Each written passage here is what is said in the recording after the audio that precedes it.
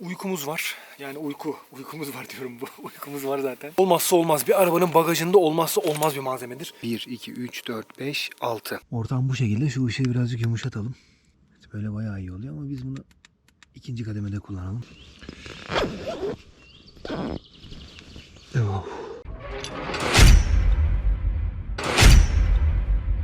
Merhaba kardeşlerim, senin gözden kalana hepiniz hoş geldiniz. Bugün BİM ürünleriyle soğuk bir kış gününde diyeyim. Çünkü daha Mart ayındayız ama hava buz gibi ıslak ve soğuk. BİM ürünleriyle güzel bir kamp yapmaya çalışacağız. Neler olacak bilmiyorum. BİM'in neredeyse bugüne kadar sattığı bütün kamp ekipmanları yanımda diyebilirim. İşte çadırı, çantası, sandalyesi, ışıkları. Şimdi kendimize bu derin ormanda güzel bir yer bulalım ve yavaş yavaş yerleşelim. Hadi bakalım. Şimdi şu çadırımız. Bu çadır ortalama 1-2 sene boyunca BİM'de satıldı. Yeni sezonda satılacak mı bilmiyorum. Ama güzel bir çadır. Şimdi şunu şöyle bir koyalım. Ondan sonra çantamızı açalım. Bu sırada çanta da bayağı kullanışlı ve güzel bir çanta. Böyle bütün işlerinizi görebilecek bir çanta. Buradan yine North Pacific'in uyku tulumu çıkıyor. Ondan sonra işte çadırımızın çıtaları vesaire. Bu güneşten enerji sağlama adına artık yarın güneşli olacak büyük ihtimal hava. Onu da deneyeceğiz inşallah. Fosforlu gece ipimiz var. Bu ip ışığı çektikten sonra geceleyin yanıyor. Yani çadırın etrafınızda böyle bir iz yapıyor. Görmeniz için bu da güzel bir şey. İşte uykumuz var. Yani uykumuz var diyorum bu. Uykumuz var zaten. Bu şişme bir yastık. Güzel bir yastık. Bu da bir LED, yani USB ile çalışıyor. Bunu diğer şeyden güç alabilerek yapabiliriz, pilden, enerji kutusundan. Güzel bir ürün. Yedek pilimiz var, kafa lambası ve şey için, bu kalem lambalar için, alevli lamba için. Kafa lambamız var. USB ile şarj olabiliyor. Şöyle modları var. Bu gayet güzel. Bence bunu ben şimdiden kafama takayım.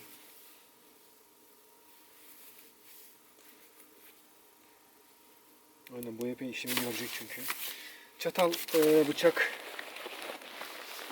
seti diyebiliriz. Bir tane koyunmuya bıçak var. Çakı diyelim. Bir tane kürek ve çekiç seti. Bunların detaylarına bakıp bunları şekillendireceğiz inşallah.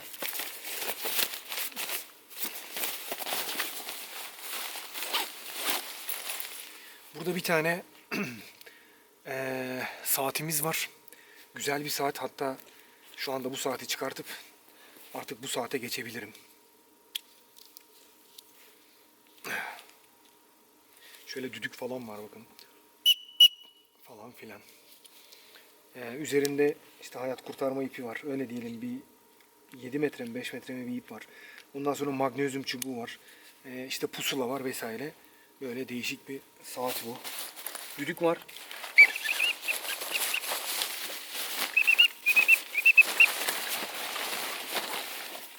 Yalnız şöyle bir durum var. Yemek yeme çatal şeyimi düşürmüşüm. Ya düşürmüşüm. Yok, düşürmemişim. Buradaymış. Buradaymış, burada. Evet, bu da çatal, bıçak, kesici, yemek hepsinin içine geçiyormuş. Bir tane yanar dönerli lambamız. Bir tane de, tabii bu BİM'de değil, belki BİM'de battaniyede satılmıştır bilmiyorum. Bu da battaniyemiz. Bu da BİM'in her dönem sattığı meşhur bez kamp sandalyesi, öyle diyelim, plaj sandalyesi, koltuk diyelim, her şey işte. Bu olmazsa olmaz, bir arabanın bagajında olmazsa olmaz bir malzemedir. Haydi bismillah. Şimdi kardeşlerim.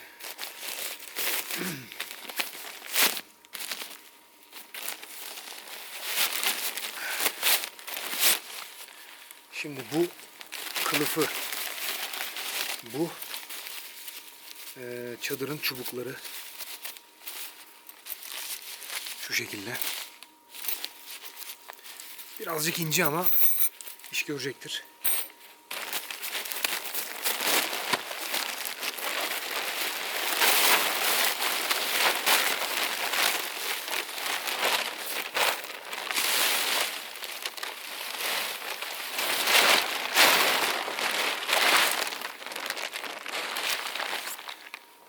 Kardeşlerim bu çadır çift katman bir çadır.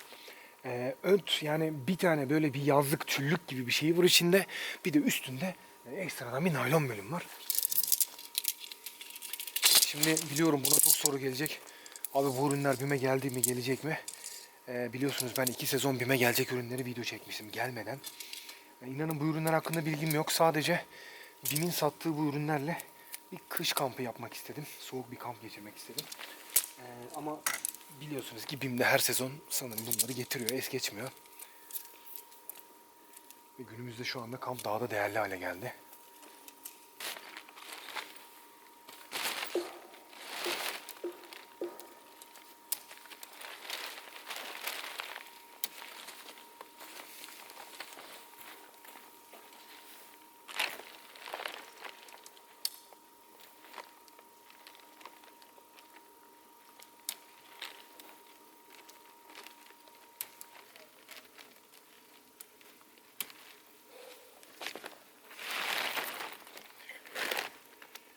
Bahsettiğim tül sistem bu. Yani tüllü bir sistem. Yazın isterseniz bu şekilde de kullanabiliyorsunuz. Sizi koruyacak olan, mukavemet sağlayacak olan bölüm tamamen bu. Haydi bismillah. Yani koruyacaktır bunu.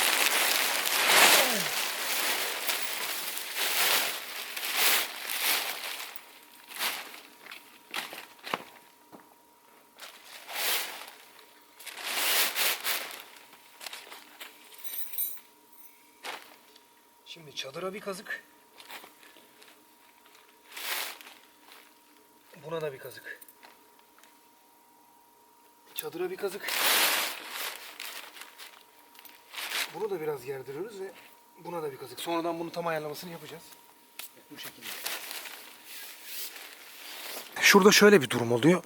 İşte şurada bir cep oluyor. Yağmur yağsa dahi ayakkabılarınızı burada. Belki kısmi çantanız falan buraya koyabilirsiniz.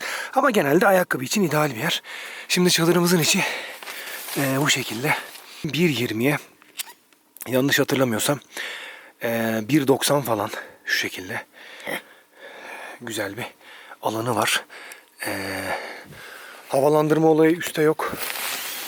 Sadece şu alttan aldığı havalandırma bölümleri var. Yani Decathlon'un çadırlarına benziyor. Bunu ben daha önceden tanıtmıştım. Lakin tekrardan bilgilendiriyorum bu konuda. Haydi bismillah. Evet kardeşlerim, şimdi battaniyemizi şöyle atalım. Uyku tulumumuzu da şöyle bir koyalım. Şimdi ufak ufak şurada bir ortamımızı yapalım bakalım.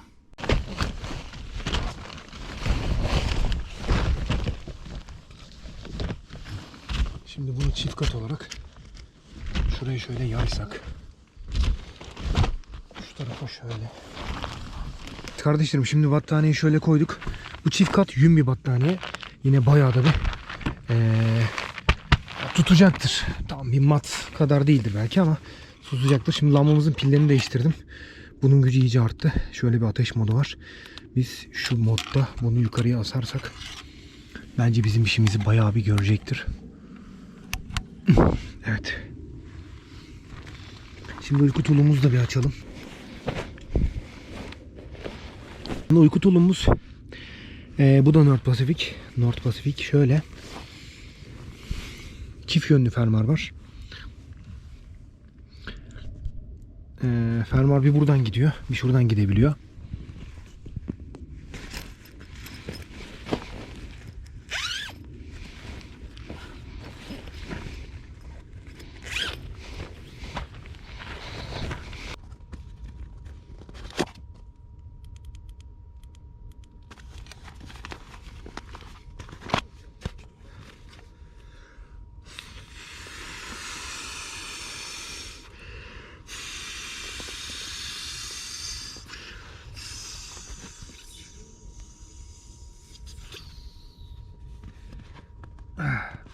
Maşallah davul gibi.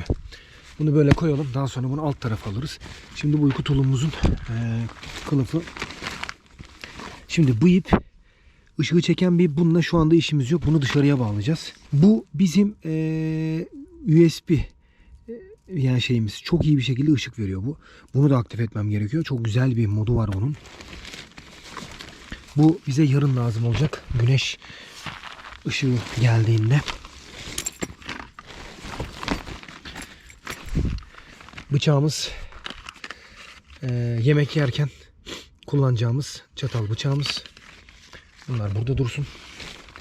Bir tane düdüğümüz. Bunu da böyle koyalım. Onun haricinde başka bir şey yok. Çantamızı da bence şuraya ayak ucumuzu alabiliriz. Bu da burada güzelce dursun. Ben buraya yatsam nasıl oluyorum? Bir ona bakayım öncelikle. Şöyle bir uzansam. Oho. Tam geliyorum. Tabii çadırın boyu 1.90'dı. Ben de 1.80'im. İşte ayak boyum falan tam geliyor. Bir 10 santim şurada kalıyor. Ama gayet ortam güzel. Şunu şöyle yapsak. Şuna bakar mısınız? Tamamen sıcak bir görüntü veriyor. Bu çok güzel bir şey. Evet, şimdi bunun bir tane şöyle bir USB ucu var. Bunun bu ucunu şuradaki güç kaynağına bağlamamız gerekiyor. Güç kaynağını taktık. Buradan güç kaynağını açtık ve bunun modlarını aktif hale getirmek için şöyle bir kumanda paneli var. Şimdi bu kumanda panelinden örnek veriyorum.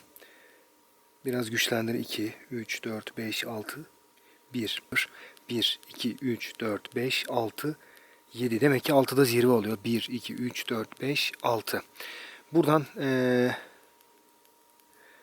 işte modları var. Bize kalmış.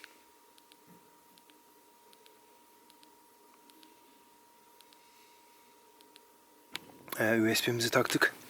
Şu alt taraftan verdim onu. Şimdi şurayı bir açalım. İçerisini şu şekilde yapıyor. Hepsini açamadım. Onu içeri geçince göstereceğim size. Çünkü şurada çok büyük bir düğüm yapmışım. Yaklaşık orada 3-4 metre led yumak oldu. Onunla çok detaylı uğraşmam gerekiyor. Ama içeriye verdiği ambiyansı görüyor musunuz ortamı? Gerçekten çok kayda değer ve güzel bir şey. Lambamız zaten aşırı hoş bir durumda.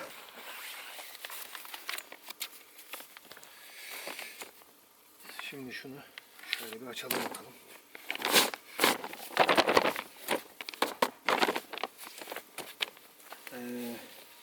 Şeyden bahsetmiştim. Kazma kürekten. Şimdi bu ne işe yarıyor? İşte karda işe yarayabilir. Çamurda işe yarayabilir.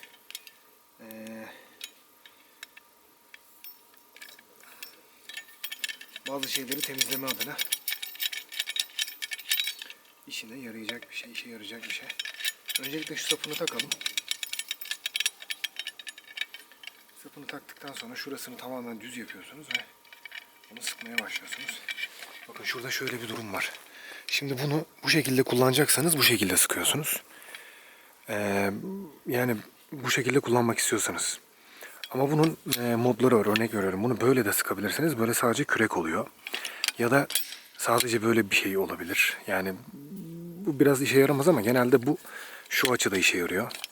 Kazma olarak. Şunu biz şu anda böyle kullanalım. Burada bunu bu şekilde sıkarak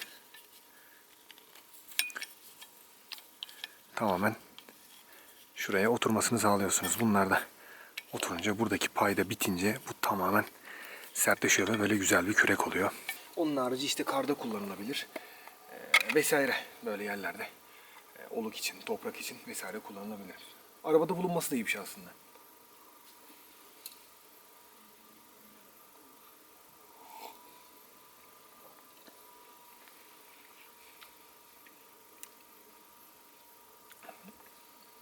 Birazcık odun yakmak için turladım ama odunluk maalesef ateşte herhangi bir şey yok. Çünkü ortalık ciddi anlamda ıslak, kar yağdığı için içlerine kadar işlemiş ve şu anda magnezyum çubuğuyla onları tutuşturmamız imkansız gibi bir şey.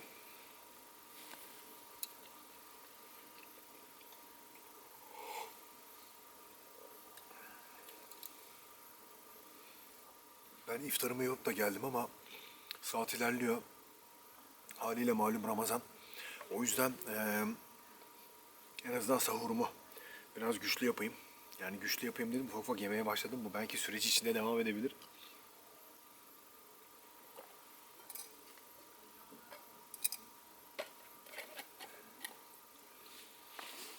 Evet.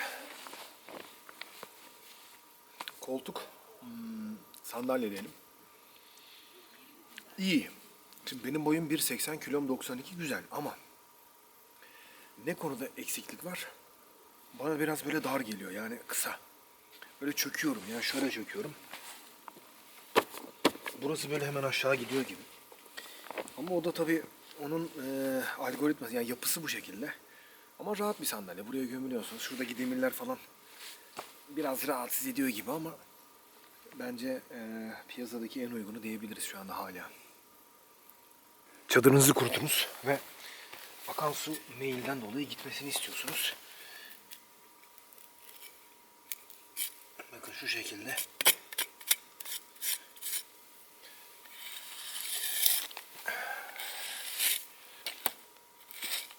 Genelde Uludağ'da dedem böyle nasıl söyleyeyim, biz 3 aylık 4 aylık çadırlar kurardık. Ve Uludağ'da dedem mutlaka çadırı kurduktan sonra bunu hep yapardı. Şu şekilde, gördünüz mü? Şimdi buradan akan yağmur suyu buradan verdiğiniz yoldan dolayı aşağı doğru gidecek. Yani çadırın etrafında buralarda bir birikim sağlamayacak. Bunu özellikle en alt köşede yapabilirsiniz ama diğer köşelerde de mutlaka yapmanız gerekiyor ki yüksek köşelerden çadırın alt kısmına falan böyle bir sızma yaşanmasın diye. Akan gelsin, akan gelsin. Bütün oluklar bir yerde birleşebilir. Hatta olukların bazılarından çıkış verebilirsiniz şu şekilde. Ne olur? Bütün kanallardan akar. Buralardan sızıp devam eder. Bu şekilde işinize yarar. Bu kürek bu konuda gerçekten işe yarayacak bir şey.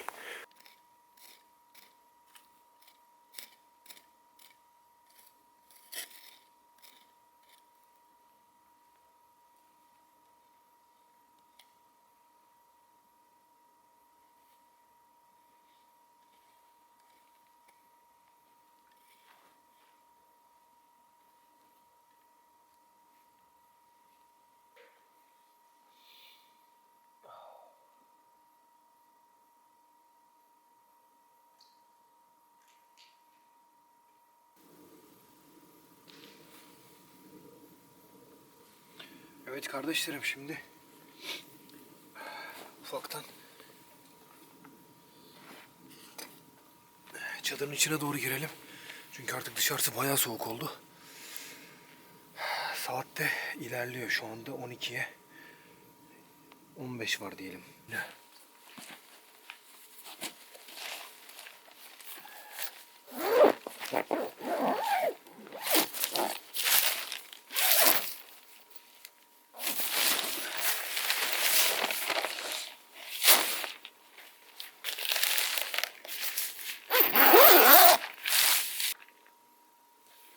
Şunu şöyle.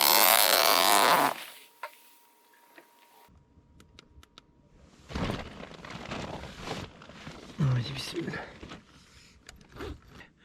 Ortam bu şekilde. Şu ışığı birazcık yumuşatalım.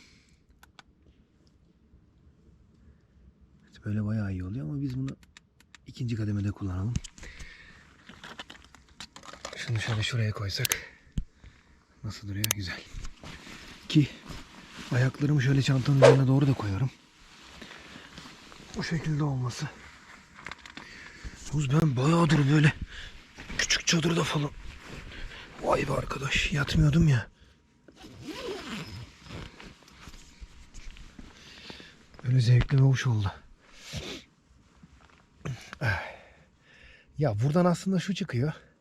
Yani en nihayetinde ne olursa olsun kendi böyle mutlu olacağınız ortamı falan oluşturduğunuzda ciddi anlamda çok şey oluyor. İnsan için güzel olabiliyor.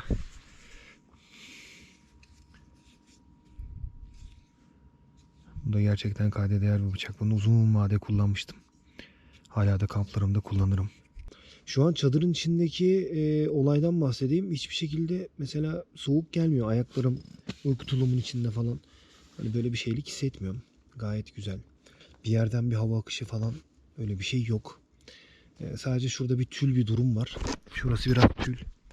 Ya tül giriş birazcık orada böyle hava biraz burada çok az bir serinlik oluyor. Çünkü o da biliyorsunuz alttan gelen hava sadece şuradan ve de şuradan bir serinlik verebilir. O da hava döngüsü için. O da çok rahatsız etmiyor. Sahura kalkabilirsem inşallah video çekeceğim. Kalkamazsam inşallah yarın sabah diyelim. Çünkü bazen kalkamıyorum. Nasibimizde varsa kalkarız. Yoksa kalkamayız. Şu anda burası eksinin altında. Ama çadırın içi iyi.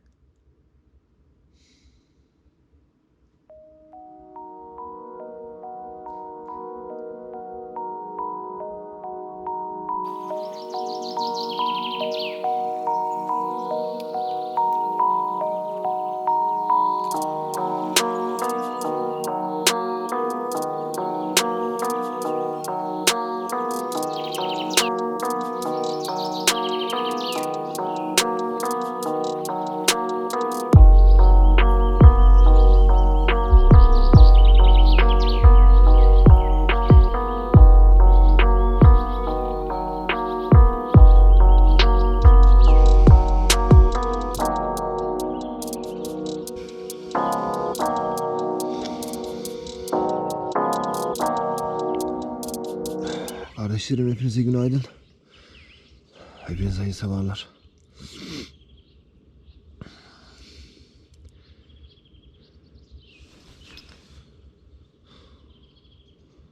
Saat 9:20 geçiyor.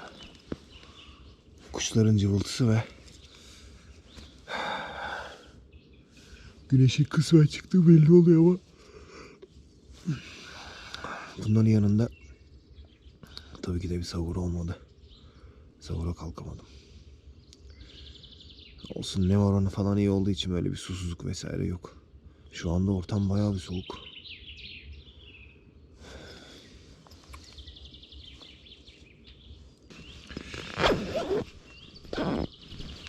Oh.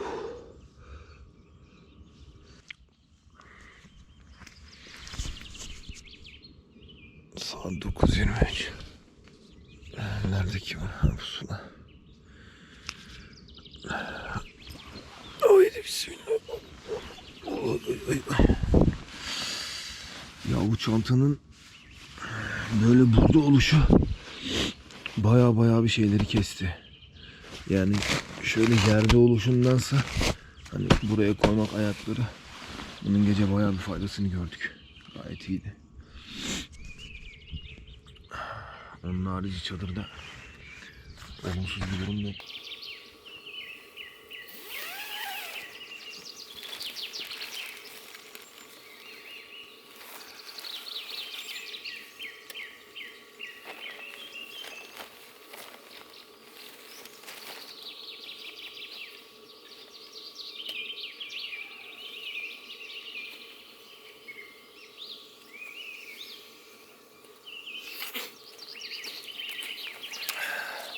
Kardeşlerim hepinize günaydın. Hepinize hayırlı sabahlar. Soğuk bir doğa sabahına, soğuk bir orman sabahına uyandık ama artımız şu. Güneş yavaş yavaş ısıtmaya başlayacak. Güneş yavaş yavaş çıkıyor. Haydi bismillah diyelim. Evet kardeşlerim, ateşimiz yoksa doğal olarak güneşimiz var ve ısınmaya çıkıyoruz dedim ve dışarıya geldim. Hem de size bunu çok güzel bir şekilde derleyip toplayayım. Bu gece ne yaşadım? Bunlarla nasıl kamp yapılabilir? Hangi dönemlerde yapılabilir? Alınabilir mi? Alınamaz mı? Fiyatları nedir? Ne değildir? Fiyatları ben de bilmiyorum gerçi ama herhalde yeni sezonda öğreneceğiz. Şimdi kardeşlerim, öncelikle BİM'in sattığı bu aktüel kamp ürünlerinde, ya aktüel ürünlerde, kamp ürünlerinde şöyle söyleyeyim, artık bir alışkanlık oldu. Yani sürekli bunları her sene ortalama bir ya da iki kere satmakta. Aynı ürünleri getir mi bilmiyorum ama genelde BİM'in markası North Pacific, bunu biliyorsunuz. Bu markayı iyi satıyor. Ve şöyle bir durum var. Kalitelerle aşağı yukarı aynı. Ama benim burada merak ettiğim şuydu. Daha önceki videolarda da belirttiğim gibi ben bunu yılın belirli aylarında kamp yaparım. Kışın yaparım, işte bahar girişi yaparım, yazın yaparım gibi gibi. Ürün kaliteleri de aşağı yukarı aynı olduğu için bununla ilgili size bir tercüme, bir video, bir öngörü gibi bir video olmuş oluyor. Tabii bunlar tamamen kişisel düşünceler. Şimdi hemen çadırımızdan başlayalım.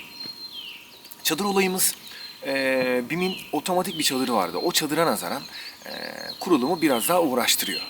Bu birinci madde. İkincisi otomatiğe nazaran tek tente değil çift tente olduğu için biraz daha mukavemeti iyi. Mukavemeti iyi derken şöyle derecelerce mukavemet değil bu. Tamamen böyle bir şey değil. Sadece nedir? Rüzgarı biraz daha kesebilir.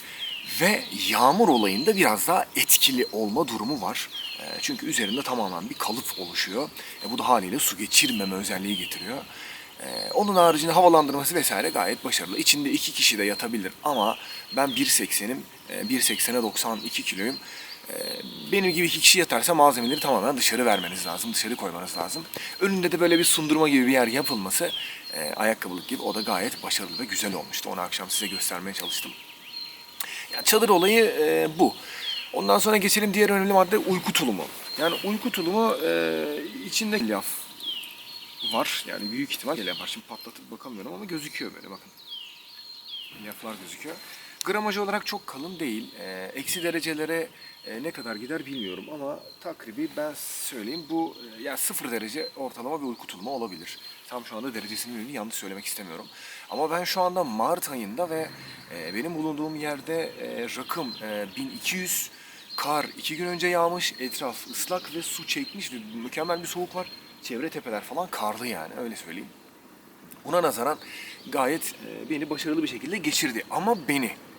Yani burada işin içinde birçok etken var. Benim işte çorabım, giydiğim termal altlığım, içimdeki termal altlığım falan filan bunlar falan hep etkendir. Bunlar o yüzden kişilere göre değişmektedir. Kimisi bunun yazın bununla üşür, örnek veriyorum. Kimisi kışın bununla üşümez. Buna bir şey diyemem ama bence kullanılması gereken sezon çadır ve uyku tulumunda yaz. Bak kesinlikle bunu tutup da abi işte ben bunda kışın kalabilir miyim diye yorumlar yazmayın kardeşlerim. Yorum bu konuda yok. Yani yine merak ettiğinizleri cevaplayacağım tabii ki de ama kışın bununla bir ekstrem bir şey yapılmaz. Onun haricinde olmazsa olmazlardan bir tanesi tabii ki de çanta. Şimdi ben bu çantanın yani kumaşını falan böyle çok beğeniyorum. Gerçekten güzel, hafif bir çanta. Bu çanta ortalama yani maksimum yani 30-35 litre belki gelir. Hani böyle 40, 50, 60, 70 litrelik geleceğini sanmıyorum. Yani hadi 40 diyelim. Hani bu çanta maksimum gelse hani 50 litre arası değişebilir. Güzel, hafif. İşte alt tarafa kirlilerinizi koyabilmeniz için bir bölüm var aslında. Ondan sonra üst tarafta dediğim gibi bunları göstermeye çalışmıştım. Yani malzemelerinizi koyarsınız. Şurada özel gizli bir cep var. Bazı envanterler, bir şeyler saklarsınız. Bu kapak kapandığı zaman güzel bir duruş var. Bakın uyku tulumu için galiba şuraları klips açılmış. Şunlar ekstra dışarıdan harici ulaşabileceğiniz bir cep. Hani bunlar ekstradır ve tabii ki de önemli olanlardan bir tanesi bel desteği. İşte sırtının bu şurada bir çelik bölüm var. Sırt desteğini bükmemesi için. Gibi iş görecek bir çanta. Hoş bir çanta. Yani böyle ideal yaz kampları için, başlayış kampları için bence iş görecektir. Ama kumaş kalitesi böyle çok hoşuma gitti. Yumuşak, zarif ve ince ama ilerleyen dönemde yıpranma seviyesini bilemem. Ben o kadar yıpratmadan kullandım. Yaklaşık bir 2 senedir de kullanmaktayım. Hoş diyelim buna. İş görecek bir çanta. Şişme yastık. Hani herkes tercih eder mi etmez mi bilemem. Akşamleyin hatta burasına yatmışım. Normalde bunun bir tarafta kalitemsiz tarafı var. Buraya yatmak gerekiyordu. Bu da inceliyor, küçülüyor. Küçücük bir cep gibi oluyor. İş görecek bir ürün. Yani kampta şu sıraladığım ürünler gerçekten başlangıç için, böyle giriş için, yaz kampları için ideal diyebiliriz. Şey vardı, bir de mat vardı. Matını yanıma almamışım, o yüzden battaniyeye koydum. Onun harici şu mesela doğada yürüyüş yapıyorsunuz, trekking yapıyorsunuz, böyle yürüyüşleriniz varsa doğada, kampta ne bileyim şu anda mesela benim şarjım bitti. Şuradan USB'lerinizi takıp bir powerbank'inizi falan doldurabilirsiniz. 20 Watt'a kadar taşınabilir. Bu da şarj veriyor size. Bu da Prover marka. Ve şöyle klips falan var bunda özel. Çantanıza buralarını asabiliyorsunuz. Yürürken o dolduruyor falan. Güzel bir ürün. Yani her kampçının yanında olmasını tavsiye edeceğim bir üründür. Fosforlu ipimiz var. Akşam ne kadar kullanma imkanımız olmasa da iş görecek bir ürün. İp varsa yanınızda böyle bir şey olması iyidir. Örgülüdür ve kalındır. Yani geceleyin de biraz gözükme olayı olduğu için tercih edilebilir. Bu zaten başlı başına herhalde herkesin çantasında bulundurmak istediği bir şey olabilir. Yaz olur, kış olur. Dediğim gibi kürek olur, kepçe olur, kazık olur. O da iş görecek bir ürün. Hatta bakın şurada da pusulası varmış, bunu göstermeyi unutmuşum. Güzel, yer kaplamayan, küçücük çantasına giren, hoş, güzel bir ürün. Lamba olaylarımıza gelince, yani şu zaten çok seviliyor ve çok soruluyor. 3 modu var. Açık, orta, ateş modu. Bu zaten sıcak bir mod. 3 tane AAA pille çalışıyor. 1.5 watt, yani hoş bir lamba.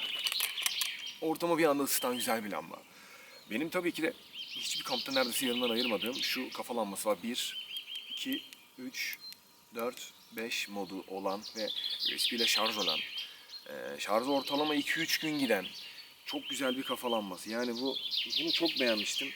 Çok kullanmıştım. Her ortamda da kullandım ve su geçirmeme olayı da var. Şurada USB şeyin üzerinde bir tıpası var. Tabii kamp için olmazsa olmaz bir tane bıçağınız gerekiyorsa bunu da yaklaşık bir 2,5-3 yıla yakın belki de kullanmaktayım.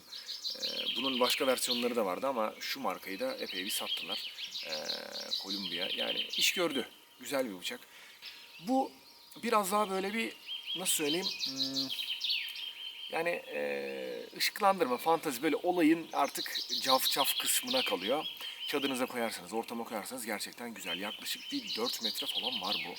Ayarlama start stop var, işte USB ile çalışıyor. Ben bunu enerji kutumla çalıştırdım ama siz bunu USB ile de çok rahat bir şekilde çalıştırabiliyorsunuz. Bu ürünler bir dahaki sezon ya da bu sezon gelir mi gelmez mi bilmiyorum ama BİM bunları benim takip ettiğim kadarıyla her sene ufak ufak bir kere 2 kere mutlaka getiriyor. Şu yemek yeme kaşık ve çatalı, işte gazoz açma, kesme falan, ben bunu pek kullanmadım. Ya çok işime yarar mı bilmiyorum. Zaten sahura kalkamadım. Akşam yemeğinde de yemedim. Daha önceki videolarımda bir kere kullandığımı hatırlıyorum.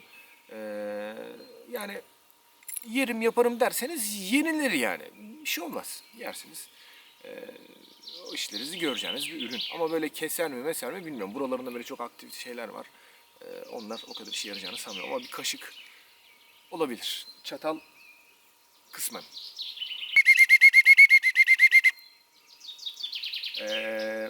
Acil durumlar için yanımızda olması gerekiyor. Benim tanıtamadığım, başka işte gösteremediğim nedir? Şu sandalye zaten vardı. Bir iki model sandalye vardı. Kamp sandalyesi vardı. Daha küçüğü vardı, daha büyük vardı falan. Yani genel olarak ürünleri toplamak gerekirse %80-90'ı bunlardan ibaret. Ama dediğim gibi bana burada en çok gelecek sorulardan biri ve gelen sorulardan birisi şu.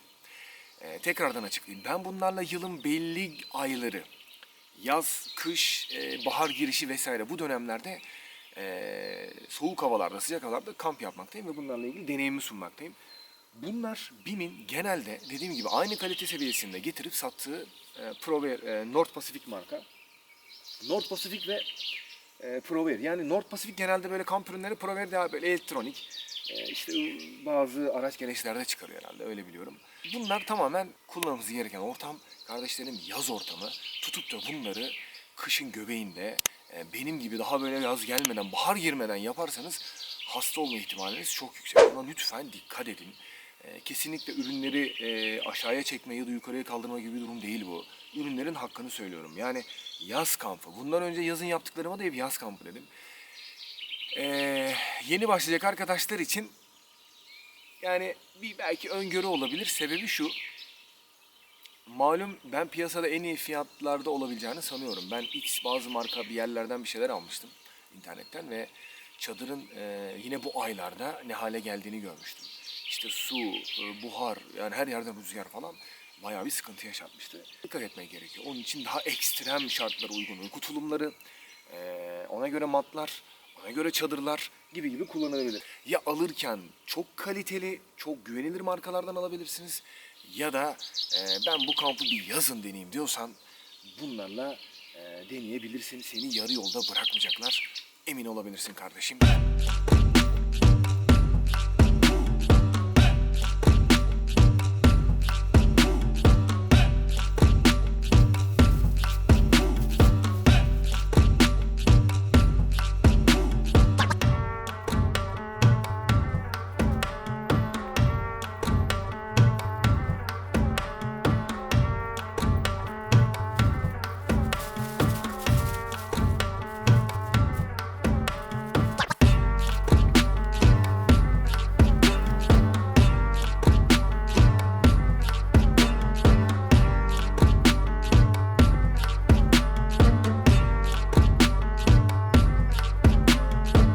kardeşlerim, bütün malzemelerimizi çantamıza topladık. Çantamız uyku tulumu, çadır, mat, araç gereç, ıvır zıvır hepsini neredeyse alıyor. Hatta ben bir bölüm daha boş bıraktım. En alttaki bir bölüm var. Oraya yemeklik bir şeyler de koyma şansınız vardı. Şu an Ramazan olduğu için çok ona yüklenmedim. Ama dediğim gibi bu işlerde yaz kampları için iş görecek bir sistem. Benden bu kadar. Allah'a emanet olun. Sağlıcakla kalın. Başka bir hafta başka videoda tekrardan görüşmek üzere diyelim. Selametle. Bay bay.